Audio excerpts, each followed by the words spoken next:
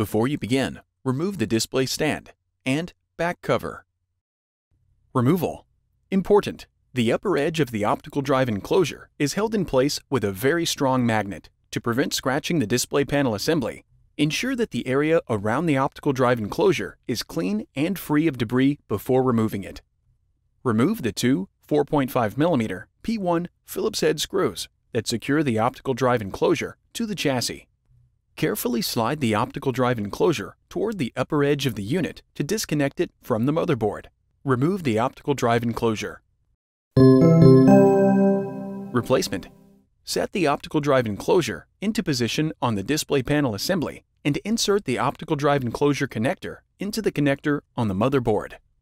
Replace the two 4.5mm P1 Phillips head screws that secure the optical drive enclosure to the chassis.